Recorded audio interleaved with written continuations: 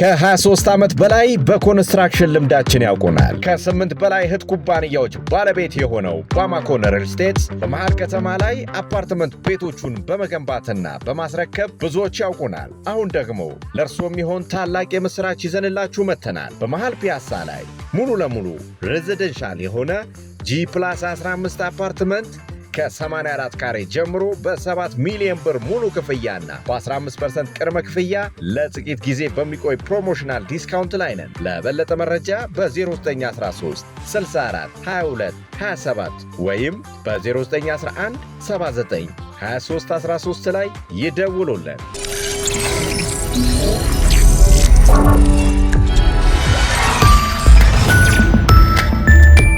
ይህ አዋዜ ሰበር ነው። መልካሙ ዜና ፕሬዚደንት ዶናልድ ትራምፕ ዛሬ ሌሊት በኢራን የኤሌክትሪክና የነዳጅ ሀብት መሠረተ ልማት ላይ ይካሄዳል ያሉት አጨዳ መቅረቱን ማስታወቃቸው ነው፣ ወይም ቢያንስ ለ5 ቀናት መራዘሙን። ትራምፕ እንደነገሩን በረፍት ቀናቱ ቅዳሜና እሁድ፣ አሁን እንደተረዳነው ደግሞ እሁድ ዕለት መሆኑን አውቀናል፣ ከኢራን ባለሥልጣኖች ጋር ተወያየንበት ያሉት ጉዳይ ይሰፋል። በመካከለኛው ምስራቅ ውስጥ ላሉ ጠቦች ሁሉ አጠቃላይ መፍትሔ ላይ ነው ብለዋል። ወዲያው ዜናው እንደተሰማ አንድ የኢራን ዜና አገልግሎት ስማቸው ያልተገለጸ ምንጭ ጠቅሶም በትራምፕና በቴህራን መካከል የተካሄደ ውይይት የለም ሲል ክዷል። ይህ ክህደት ፕሬዚደንት ትራምፕን ወላወሉ ሲከፋም ተንቦጫቦጩ ሊያሰኝ የሚችል ጎጂ ነው። የአይጥ ምስክር ድንቢጥ ካልተባለ በስተቀረ እንግሊዝም በአሜሪካና በኢራን መካከል የተባለው የረፍት ቀን ውይይት መካሄዱን አውቃለሁ ስትል ምስክርነቷን ሰጥታለች። ጠቅላይ ሚኒስትሯ ኬር ስታርመር ለፓርላማ እንደራሴዎች ኮሚቴ ንግግር ባደረጉበት ወቅት ነው ይህን ያስታወቁት። ትራምፕ የ48 ሰዓት ቀነ ገደብ የሚል ሰይፋቸውን ማንሳታቸው የነዳጅ ዋጋን በሳቸው አገላለጽ እንደ ድንጋይ ቁልቁል ከስክሶታል። ከ7 በመቶ በላይ አሽቆልቁሏል። ትራምፕ በንግግራቸው ስምምነት ላይ የመድረስ በጣም ጠንካራ ዕድል አለን ካሉ በኋላ ይሄ ማለት ግን ስለምንም ነገር ዋስትና መሆን አይችልም፣ ስለምንም ነገር ዋስትና አልሰጥም ብለዋል። ሲቀጥሉም ሁለቱ አገራት ጦርነቱን ለማስቆም በ15 ነጥቦች ላይ እየተነጋገሩ ነው። በአንድ በሁለተኛና በሦስተኛ ነጥብ ደረጃ የተቀመጠው ኢራን የኒውክሌር መሳሪያ ማቆም አለባት በሚለው ላይ ነው ብለዋል። ይሁንና አሉ ትራምፕ መልሰው የአገዛዝ ለውጥ መደረጉን የሚያሳይ በጣም ቁልፍ የሆነ ለውጥ ወይም ገጽታ እፈልጋለሁ ብለዋል። ትራምፕ እንደ ሁለተኛ ቤተ መንግሥታቸው በሚቆጥሩት የማር-ላጎ እልፍኛቸው ለጋዜጠኞች ማብራሪያቸውን ሲቀጥሉም አሜሪካና ኢራን ታላቅ የስምምነት ነጥብ አላቸው ወይም ደርሰዋል ብለዋል። ወደ ዋሽንግተን ለመመለስ ኤርፎርስ ዋን አውሮፕላናቸው አጠገብ ቆመው ደግሞ ሲናገሩ ውይይቱ በጣም ጠንካራ ነው። አማካሪዬ ስቲቭ ዊትኮፍና አማቼ ጃሬድ ኩሽነር ውይይቱ ውስጥ አሉበት ሲሉ አብራርተዋል። የት እንደሚያደርሰን እናያለን ብለዋል ውይይቱን። ሲቀጥሉም ብዙ የሚያስማማን ነጥብ አለን። ከሞላ ጎደል ሁሉም ነጥቦች ማለት እችላለሁ የሚያስማሙን ናቸው ሲሉ አክለዋል።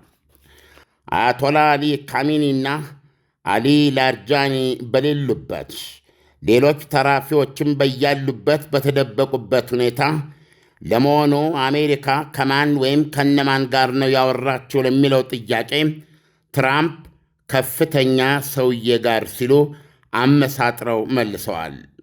ሰውየው ግን አሉ ትራምፕ አዲሱ ጠቅላይ መሪ አይደለም፣ እሱ ሰው በሕይወት ይኑር ወይም አይኑር አናውቅም ሲሉ ተናግረዋል።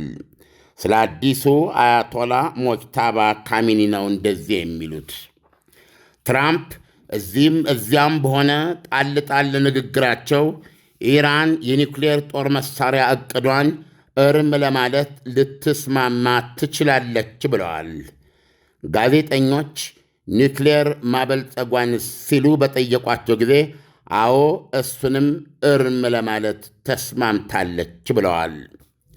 በእነሱ ሰዓት አቆጣጠር በነገው ዕለት ሊነጋጋ ገደማ ዛሬ ማለታቸው ነው። በእነሱ ሰዓት አቆጣጠር በኢራኖች ማለታቸው ነው። በእነሱ ሰዓት አቆጣጠር በነገው ዕለት ሊነጋጋ ገደማ አሉ ዶናልድ ትራምፕ። በነገራችን ላይ የቴህራንና የአዲስ አበባ ሰዓት የ30 ደቂቃ ልዩነት ብቻ ነው ያላቸው። ቴህራን 30 ደቂቃ ትቀድማለች። ስለዚህ ከ9 ሰዓት ከሌሊቱ ከሩብ አካባቢ በኢራን ሰዓት አቆጣጠር፣ በኢትዮጵያ ደግሞ 8 ሰዓት ከሌሊቱ 46 ደቂቃ ላይ ነው ቀነ ገደቡ የነበረው። የ10 ቢሊዮን ዶላር ገደማ ዋጋ ያላቸው ወይም በዛ መጠን የተሰሩ የሀገሪቱን ግዙፋን የኤሌክትሪክ ማመንጫ ተቋማት ልናፈነዳዳ እየተዘጋጀን ነበር ብለዋል። በጣም አሪፍ ነበረ። የሚያስወጣን ብዙ ገንዘብ አልነበረም። በአንድ ምት ዶግ አመድ ይሆን ነበረ፣ ይናድ ነበር። ይሄ እንዲደረግባቸው ለምን ብለው ይፈልጋሉ ሲሉ ጠይቀዋል። በኢራኖች በኩል ነው። እናም አሉ ሲቀጥሉም፣ ከዚህ የተነሳ ኢራኖች ደወሉልን እንጂ እኔ አልደወልኩም፣ እነሱ ናቸው የደወሉት። እንስማማ፣ ስምምነት እንፈልጋለን አሉ ብለዋል ትራምፕ። ከባዱ ማስጠንቀቂያቸው ኢራንን ሸብረክ እንዳደረጋት በመዘርዘር እኛም ስምምነት እንዲደረስ ውል እንድንቋጥር በጣም ፍላጎት ነበረን። ውል መኖር አለበት፣ ጦርነት መኖር የለበትም። በቃ የኒውክሌር መሳሪያዎች አይኖሩም፣ የኒውክሌር ጦር መሳሪያዎች ከቶም አይኖራቸውም። በዚህም ተስማምተናል ብለዋል። ትራምፕ ከዚህ በፊት ማርላጎ ሳሉ በሰጡት ቃለ ምልልሳቸው ከኢራን ጋር ዛሬም እንገናኛለን፣ ምናልባትም በስልክ ውል ላይ ለመድረስ በጣም ይፈልጋሉ ኢራኖች፣ እኛም ስምምነት እንፈልጋለን ብለው ነበረ። ትራምፕ የጥቃቱ ለ5 ቀናት መራዘምን በተመለከተ ደግሞ ሲናገሩ የ5 ቀናቱ ክፍተት እልባት ካልሰጠን ወደ ቦምብ ድብደባችን እንመለሳለን ብለዋል። የኢራን ውጭ ጉዳይ ሚኒስቴር መስሪያ ቤት በሌላ በኩል መግለጫ አውጥቷል። የአሜሪካው ፕሬዚደንት ዶናልድ ትራምፕ በአሜሪካና በእስላማዊት ሪፐብሊክ ኢራን መካከል ድርድሮች እየተካሄዱ ስለመሆናቸው ትራምፕ የተናገሩት ትክክል አለመሆኑን እናስተባብላለን ብለዋል። የሚኒስቴሩ መግለጫ ሲቀጥል ኢራን የጦርነቱ ግቦቿን ወይም ዓላማዎቿን ሳትቀዳጅ በፊት ምንም አይነት ድርድሮች ላለማካሄድ የወሰደችውን አቋም ትጠብቃለች ብለዋል። በተያያዘ ዜና የኢራን ፓርላማ አፈ ጉባኤ ሞሐመድ ባጌር ቃሊባፍ ከአሜሪካ ጋር የተደረገ አንድም አይነት ውይይት እንደሌለ በመናገር ፍርጥም ብለዋል። ቃሊባፍ ሲናገሩ ሕዝባችን የጠየቀው ጠብጫሪዎቹ ላይ እስራኤልና አሜሪካ ላይ የተሟላ አዋራጅ ቅጣት እንድናደርስባቸው ነው ብለዋል። ይህንን ግብ እስክንቀዳይ ድረስ ሁሉም ባለሥልጣን ከመሪያቸውና ከሕዝባቸው ጎን ይቆማሉ ብለዋል። የመሪያቸው ሲሉ አዲስ የተመረጡትን አያቶላ ማለታቸው ነው። አያይዘውም ከአሜሪካ ጋር የተካሄደ ድርድር የለም ብለዋል አፈ ጉባኤው። የውሸት ዜናው ዓላማ አሉ አፈ ጉባኤው በመቀጠል የገንዘብና የነዳጅ ገበያውን ለመሸወድና አሜሪካንና እስራኤል ከገቡበት መቀመቅ ውስጥ ለማስወጣት ነው ብለዋል። ይህ በእንዲህ እንዳለ ዘ ታይምስ ኦፍ እስራኤል የተሰኘው ሚዲያ ትራምፕን ጠቅሶ እንደዘገበው ኢራን የኒውክሌር ጦር መሣሪያ ሕልሟን ለመተውና በሀገሯ ምድርና በራሷ ሳይንቲስቶች ኒውክሌር የማበልጸግ መብቷን እርም ለማለት መስማማቷ እስራኤልን በጣም ያስደስታታል ብለዋል። በነገራችን ላይ አድማጮች ይህንን መግለጫቸውን ከእስራኤሉ ዘ ታይምስ ኦፍ እስራኤል በተጨማሪ አዋዜ በድምፅ ሰምቶ ለማረጋገጥ ችሏል። ፕሬዚደንት ትራምፕ አነጋገርነው ያሉትን ከፍተኛ ባለሥልጣን ማንነት የኢራን ፓርላማ አፈ ጉባኤ መሐመድ ባጋር ቃሊባፍ መሆናቸውን የእስራኤል ባለሥልጣኖች ለዕብራይስጥ ቋንቋ ሚዲያ መግለጻቸውን ዘ ታይምስ ኦፍ እስራኤል ዘግቧል። ቃሊባፍ በ2020 ዓ ም በፈረንጅ አቆጣጠር በአሜሪካ ሰው አልባ የተገደሉት የኢራን እስላማዊ ዘብ ኮር ቁድስ ኃይሎች አዛዥ የቋሲም ሱሌይማኒ የቅርብ ጓደኛ ነበሩ። አሁን እንደ መሪ የሚቆጠሩ ሰው ስለመሆናቸውም ይነገራል። ሌላ የኢራን ባለሥልጣን ደግሞ ለሮይተርስ ሲነግሩት አሜሪካ ከአፈ ጉባኤ ቃሊባፍ ጋር በአካል ለመነጋገር ጠይቃለች ሲሉ ተናግረዋል። ኢራን አይደለችም ጥያቄውን ያቀረበችው ማለት ነው፣ ዶናልድ ትራምፕ እንዳሉት። ይሁንና የሚገናኙበት ቦታ የት እንደሚሆን አልተናገሩም ነበረ። ዶናልድ ትራምፕ በመግለጫቸው የኒውክሌር ቦምብ፣ የኒውክሌር መሳሪያ፣ የኒውክሌር ሚሳይሎች መካከለኛው ምስራቅ ውስጥ ማየት አንፈልግም፣ መካከለኛው ምስራቅ ውስጥ ሰላም ማየት እንፈልጋለን ብለዋል። ኢራን 460 ግራም የሚመዝነውን 60 በመቶ የበለጸገ ዩራኒየም አሳልፋ ለመስጠትም ተስማምታለች ብለዋል። ስምምነቱ ከተደረሰ ካለ አሉ ዶናልድ ትራምፕ፣ ይህንን 60 በመቶ የበለጸገ 460 ኪሎ ግራም የበለጸገ ዩራኒየም ራሳችን ዋሻ ውስጥ ገብተን አውጥተን እንወስደዋለን ብለዋል። ኢራን ራሷን መልሶ መገንባት ያስፈልጋታልም ብለዋል ዶናልድ ትራምፕ። ኢሳይያስ ብዙ ነጥቦች ነው ያነሱት። እናንተ በምናደርገው መካከለኛ ውይይት የተሻለ ጥራት ልንሰጠው እንሞክራለን። እንግዲህ ምንድን ነው በተጨባጭ የተባለው በሚለው ላይ ዓለም መቼስ እንደዚህ አይነት ዜና እንደ መስማት የሚያስደስት ነገር የለም። ግን ዓለም እንግዲህ የአሜሪካው ፕሬዚዳንት ዶናልድ ትራምፕ ወደ ስልጣን ከመጡ በኋላ በተለያየ ጊዜ ከቻይናም ከሩሲያም ከተለያዩ አገራት ጋር በሚያደርጓቸው ግንኙነት አንዳንድ ጊዜ ለምሳሌ ያክል ቻይና በታሪፉን በተመለከተ ከቻይና ተደውሎልኝ ነበረ፣ ዢ ደውሎ ነበር እና ተነጋግረናል ሲሉ ቻይናዎች ደግሞ ምንም አይነት ግንኙነት እንዳላደረጉ ያወራሉ። አሁንስ አንተ ካለህ አጠቃላይ ግንዛቤ አንጻር ዶናልድ ትራምፕ ከኢራን ጋር ተገናኝተዋል፣ አውርተዋል ወይስ ኢራኖች እንደሚሉት ምንም አይነት ግንኙነት አልተደረገም? በዘገባ ውስጥ እንደሰማነው በኢራንና በአሜሪካ መካከል ምንም አይነት ግንኙነት እንዳልተደረገ ከተናገሩት መካከል የፓርላማው አፈ ጉባኤ ቃሊባፍ አንዱ መሆናቸው ሪል አስገራሚ ያደርገዋል። የዕብራይስጥ ሚዲያዎች የእስራኤል ባለሥልጣኖችን ጠቅሰው ይሄ የተባለው ውይይት የተካሄደው ከእሳቸው ጋር ከአፈ ጉባኤው ቃሊባፍ ጋር መሆኑን ነው የተናገሩት። ዶናልድ ትራምፕ ያንን ሰው ከፍተኛ ባለሥልጣን ብለው ነው የገለጹት። እንግዲህ ቃሊባፍ ለምሳሌ በተለይ ድምፃቸው ከፍ ብሎ መሰማት የጀመሩ ሰው መሆናቸውን መካድ አይቻልም። ባለፈው እንደምታውቀው ኢራን በተለይ የኒውክሌር እስራኤል የኒውክሌር ማበልጸጊያዋ የኒውክሌር ማዕከሏ በሚገኝበት ዲሞና ከተማ ላይ ኢራን የተኮሰችው ሚሳኤል ከኒውክሌር ማዕከሉ 13 ኪሎ ሜትር አልፎ ሳይመታ መውደቁንና የመኖሪያ ሕንፃዎችን አውድሟል። ወደ 34 ነው በወቅቱ የተገለጸው። ወደ 40 የተጠጋ ሰው አቁስሏል። በተለይ አንድ የ10 ዓመት ልጅ በጽኑ ማቁሰሉ በወቅቱ ተነግሯል።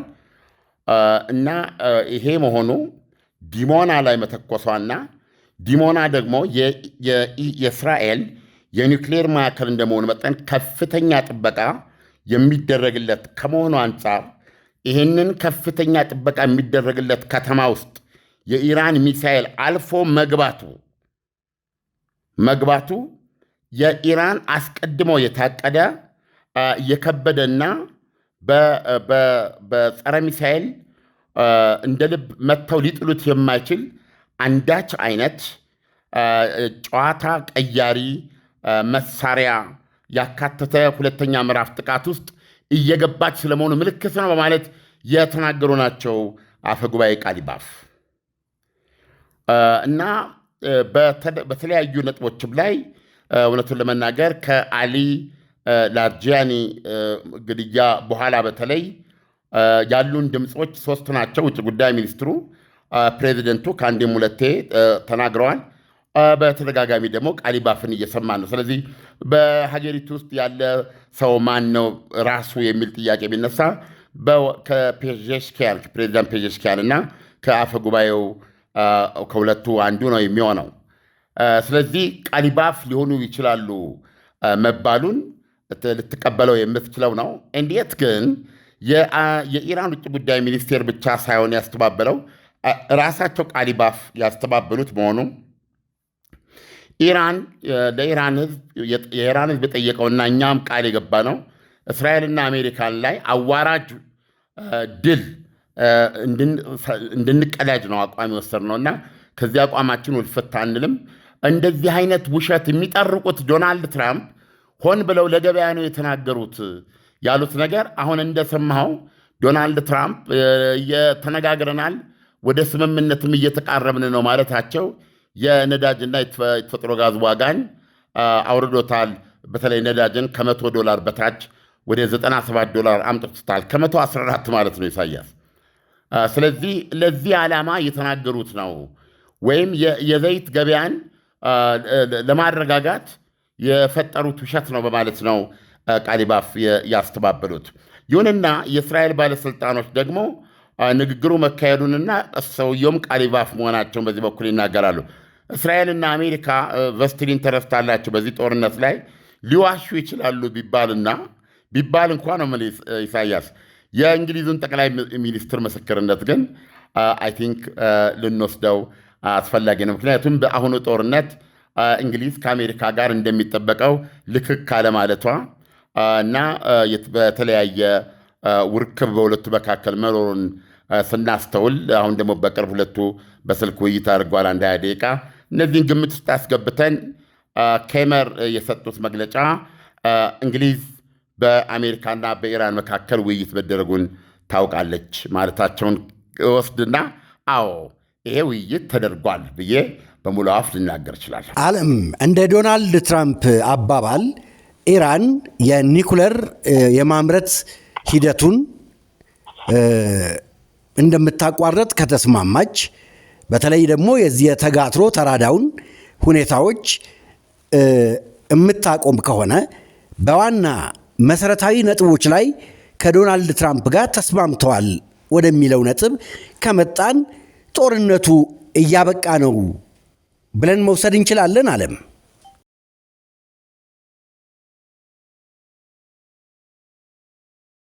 ከ23 ዓመት በላይ በኮንስትራክሽን ልምዳችን ያውቁናል። ከ8 በላይ እህት ኩባንያዎች ባለቤት የሆነው ባማኮ ሪል ስቴትስ በመሃል ከተማ ላይ አፓርትመንት ቤቶቹን በመገንባትና በማስረከብ ብዙዎች ያውቁናል። አሁን ደግሞ ለእርስዎ የሚሆን ታላቅ የምሥራች ይዘንላችሁ መጥተናል። በመሃል ፒያሳ ላይ ሙሉ ለሙሉ ሬዚደንሻል የሆነ G+15 አፓርትመንት ከ84 ካሬ ጀምሮ በ7 ሚሊዮን ብር ሙሉ ክፍያና በ15% ቅድመ ክፍያ ለጥቂት ጊዜ በሚቆይ ፕሮሞሽናል ዲስካውንት ላይ ነን። ለበለጠ መረጃ በ0913 64 22 27 ወይም በ0911 79 ምክንያቱም ዜናዎችን በሙሉ አንብቤያቸዋለሁ። እንግዲህ የተለያዩ እንትኖች እየቆራረጡ እንግዲህ የተለያዩ ዜና አውታሮች ትኩረት የሚሰጡበት የራሳቸው የትኩረት አቅጣጫ አላቸው።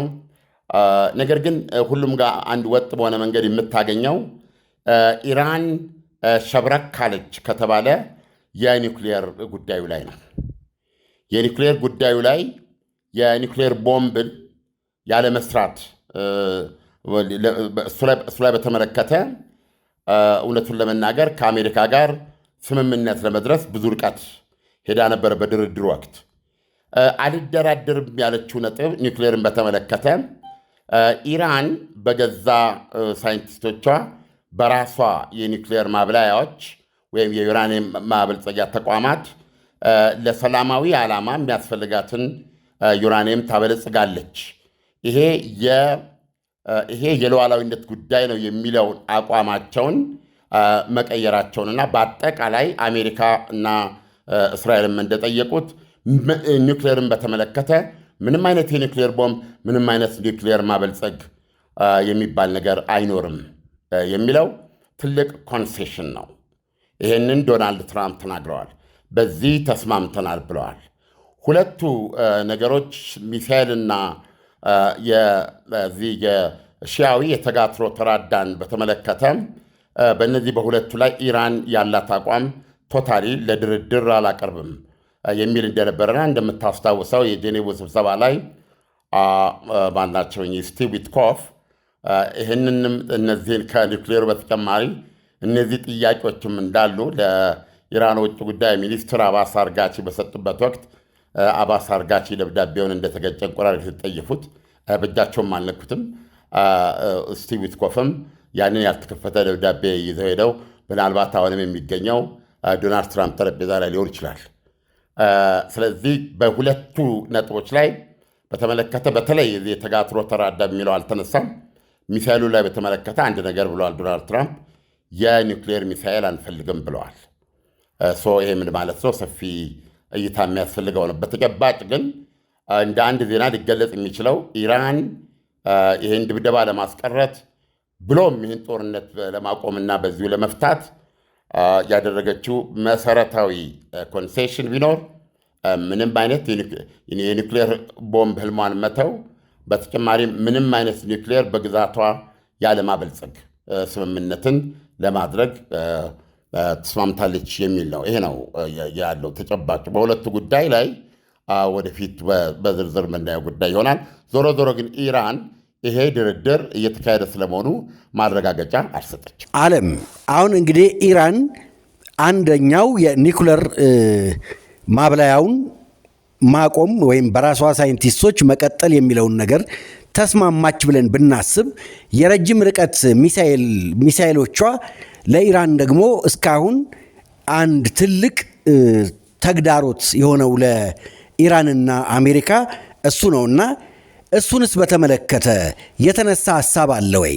ረጅም ርቀት የሚሄዱ ሚሳኤሎችን እንዳታመርት ሚሳኤሉ ላይ ምንም አላሉም። ዶናልድ ትራምፕ ሚሳኤሉን በተመለከተ ያሉት የኒውክሌር ሚሳኤል መካከለኛው ምስራቅ ውስጥ አንፈልግም ነው ያሉት። ከዚህ ውጭ ያሉት ስለሌለ ስፔሲፊካሊ በዚህ በሚሳኤሉ ጉዳይ ላይ ኦልሞስት የተናገሩት ነገር የለም ማለት ይቻላል። እንግዲህ እየቆየ መግለጫቸውን በየጊዜው ነው የሚሰጡት። ነገም ወይም ደግሞ በተለያየ አጋጣሚ ሲተነተን የምናነበው ነገር ነው።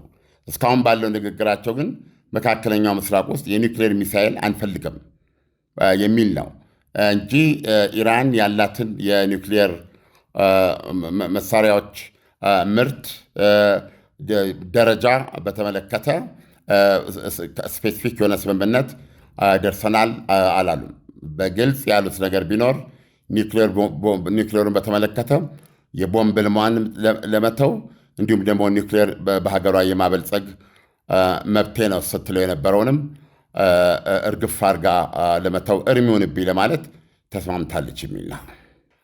ትንሽ መተንተን የሚያስፈልገው ግራ አጋቢ ነው። ምን ብለዋል ዶናልድ ትራምፕ? ሲሪየስሊ በዛች ሀገር የአገዛዝ ለውጥ መደረጉን የሚያሳይ አንዳች ፎርም ፈልጋለሁ ብለዋል። እንደገባኝ ከሆነ ምን ማለት ነው? ለምሳሌ ያክል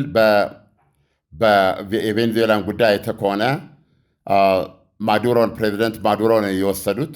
ነገር ግን ስልጣኑ ላይ የተኳቸው ምክትል ፕሬዚደንቷን ነው። ስለዚህ ኢራን ውስጥም እንደዚህ አይነት ነገር የሚፈልጉ እንደሚመስል ነው። ቬኔዙዌላ የቀድሞ ምክትል ፕሬዚደንት የሀገሪቱ ፕሬዚደንት ቢሆኑም ከአሜሪካ ፍላጎት ጋር አብረው የሚሄዱ ምክትል ፕሬዚደንት እንደሆኑ ነው በተጨባጭ እያየን ያለ ነው። ስለዚህ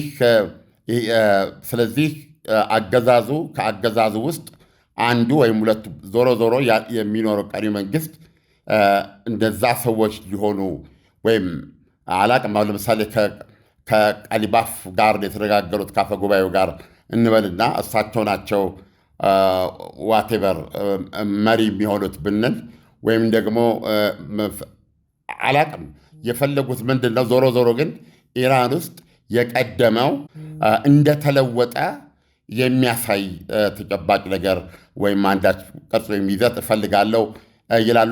ገና ማብራሪያ የሚያስፈልገው ጉዳይ ነው ኢሳያስ። እና ራሴ ምን ማለት ነው የሚለው። ስለዚህ አሁን እንዲህ አይነት ነገር ካለ ይሄ ሺዓዊ ተራዳ የምንለው ነገር ራሱ ከዚህ አባባል አንጻር ሲታይ ቀጣይ ህልውና ያለው አይመስልም። እና ወይስ በመጀመሪያ ደረጃ እንግዲህ ምን ያስፈልጋል? ኢራኖች ማመን አለባቸው። እንግዲህ ሌሊቱን ዛሬ እንቅልፍ አተንም ቢሆን በሰበር ኢራኖች ካመኑ አዎ ተነጋግረናል እንኳ ካሉ ይሄ ትልቅ ዜና ስለሆነ ይህን ዜና ለአድማጮቻችን እንሰብራለን። በተረፈ ይሄ ሁኔታ ግን እሳቸው በዚህ መልኩ በንድፍ ደረጃ ያስቀመጡት ነገር በ5 ቀን ጊዜያት ውስጥ ለተጨባጭነት የሚያበቃው ፍሬ አፍርቶ የማይታይ ከሆነ ያው እንደ ጄኔቭ ስብሰባ ያለ ነው። ተመልሰን ልባችን እስኪዝል ድረስ ወደ ቦምብ ድብደባችን እንገባለን ያሉት ዓለም። ይሄ 5 ቀን ለኢራን እና ደግሞ ለመካከለኛው ምስራቅ ላሉ ሀገራት ትልቅ እፎይታ ነው ብለን እንውሰድ? ዛሬን ቢያንስ ተከታታይ ቀናቶችን የሰላም እንቅልፍ ይተኛሉ ብለን እንውሰድ? ወይስ ይሄ የመቆራቆሱ ጦርነት ይቀጥላል? ጦርነቱማ አይቋረጥም። ዛሬ ለምሳሌ ከእስከ ዛሬ የተለየ ድብደባ ነው ትናንትናና ዛሬ እስራኤል እያደረገች ያለችው። ከ400 በላይ ከነበረው የኢራን የሚሳኤል መተኮሻዎች ውስጥ ከ300 ኤግዛክትሊ ቁጥሩን ማስታወሳት በላይ የሆነውን ሙሉ በሙሉ አውድም ያለው ወይም እንደማይሰራ አድርጌ አሰናክያለሁ የሚል መግለጫ ሰጥታለች። እና ኢራኖችም ወደ እስራኤል ይተኩሳሉ። ኢራን ውስጥ የሚደረገው የእስራኤልም የአሜሪካ ድብደባም ያለ ፋታ ነው የሚቀጥለው። ኢሳያስ ልዩነቱ የዚህ የኤሌክትሪክ፣ የነዳጅ፣ የጋዝ መሰረተ ልማቱን አሁን ለምሳሌ ዶናልድ ትራምፕ አሁን ደግሞ ሲናገሩ የ10 ቢሊዮን ዶላር ግምት ያለውን የሚያወጣውን በዛ እንትን ያለውን የኤሌክትሪክ ማመንጫ ተቋማትን ነበር የምናወድመው ብለዋል። ስለዚህ አሁን በሳቸው በዛሬው መግለጫ ላይ ከሄድን ራሱ ማስጠንቀቂያው የነዳጅና የጋዝ ሀብቶቿን መሰረተ ልማቷን የማይመለከት ነው ልንል እንችላለን። እና ዜናዎች በሙሉ የትኛውም ሚዲያ በተምታታ መንገድ ሲያቀርበው ነው። ሁሉም በሚባል ደረጃ የአሜሪካ ዛቻ የኤሌክትሪክ መሰረተ ልማቷን የነዳጅና የተፈጥሮ ጋዝ መሰረተ ልማቷን የመምታት ነው። አብረን የምንሰባው የአሜሪካ የባህርና የየብስ መቺ ኃይሎች የተባሉ ወደ 5000 የሚጠጉ እግረኛ ከሄሊኮፕተር የሚወለዱ እግረኞችን ያካትት ኃይል ደግሞ ወደ መካከለኛው ምስራቅ እየመጣ ነው። ዓላማው የኢራን 90% የነዳጅ ወደ ውጭ የሚሸጥበትን ካርግ ደሴትን በቁጥጥር ስር ለማስገባት የሚለውንም ዶናልድ ትራምፕ እያስተባበሉ አይደለም። ስለዚህ በዚህ በ5 ቀን ጊዜ ውስጥ ነገሮች ወደ ጥሩ አቅጣጫ እንዲሄዱ እንመኛለን። እውነቱን ለመናገር በነገራችን ላይ በዚህ ጉዳይ የነቃ ተሳትፎ ያደረጉት ፓኪስታን፣ ቱርክና ሌሎች ሀገሮች ተጠቅሰዋል። እንግዲህ ተጨባጩን ሁኔታ ካሁን በኋላ የሚቀርቡት ዜናዎች ቀስ በቀስ እያሳዩን ይሄዳሉ። አድማጮችን ተመልሰን እንደምንመጣ ቃል እንገባላቸዋለን። ዓለም፣ ለእስካሁኑ ትንታኔ ከወዲሁ አመሰግናለሁ። መልካም አዳር ይሁንልህ። ካልሆነ ደግሞ ድጋሚ ተመልሰን እንገናኛለን። መልካም ምሽት። ምርትና አገልግሎቷን በአዋዜ ላይ ያስተዋውቁ። ለጥራች እንታመናለን። በስልክ ቁጥሮቻችን ይደውሉልን። አዋዜ ዓለምነህ ዋሴ ዜና